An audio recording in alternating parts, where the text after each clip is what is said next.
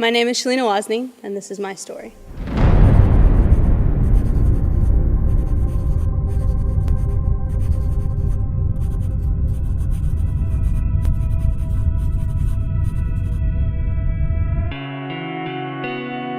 I have what I call the stereotypical grew up in church story. I went to church since I was a baby. My parents were committed Christians. We went to church every time the doors were open. But I loved my church because it felt safe. It was where all my family was and all my friends. And then one day I was in Sunday school and I just heard the story in a different way. It was more real. It was more personal to me than ever before. And it was actually the resurrection story. And at first I thought I was just making my Sunday school teacher crazy, asking all these questions and not really getting any answers from her, because she kind of wanted my dad to explain it and have more personal meaning in my life. So later on, my dad pulled me aside and was like, "So I heard that you were asking questions about the gospel." And so ended up where I asked him tons of questions, and like the patient dad he was, he just answered all of them. And right there that day, I accepted Christ with my dad. It was probably one of the best father-daughter moments that you could probably have. And then later on, probably fast forward 5 years, I was about 13, and I didn't really feel like I had a relationship with God. I went to a small group where I encountered it for the first time, and I actually felt like God was personal in my life. And I came with a group of girls that were in the exact same spot that I was. They came alongside me and had the exact same vision of where they wanted to be and the person they wanted to be in high school, and this whole small group gave me a vision of hope throughout the rest of my high school career. My senior year of high school, I went through 3 major changes in my life. The first one was that my dad got a job here at Judson, and my mom and me decided to stay down in Georgia. That meant that I was away from my dad for a whole year. Second major change is that my school closed down because of budget cuts in the system. So as a result, I had to transfer to another school my senior year of high school.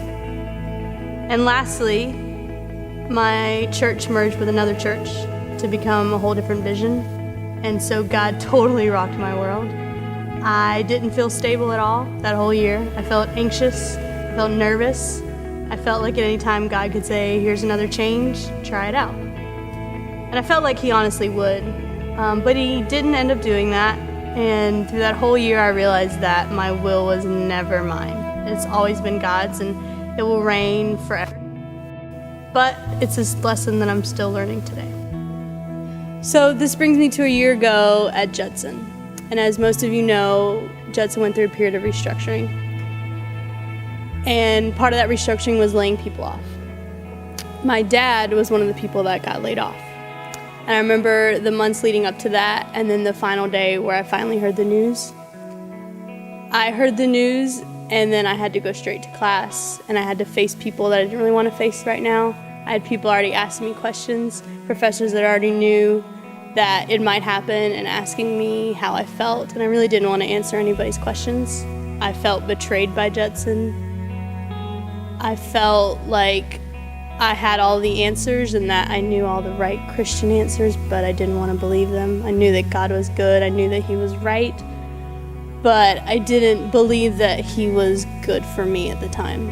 I thought that everything that he was doing didn't benefit me at all. I couldn't see the big plan.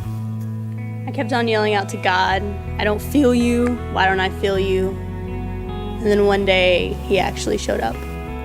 And I felt his presence, and I felt like everything made sense again.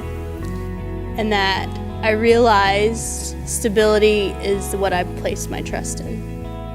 Change is what I needed in order to place my trust back in God. Even though I didn't see it at the time, I finally realized that now, and that it's a lesson that I'm still learning today. And in my search for stability, God the whole time was saying that he was the stable one, and that change was okay. My wounds are still healing, but I'm still here. I'm still thriving. I didn't walk away.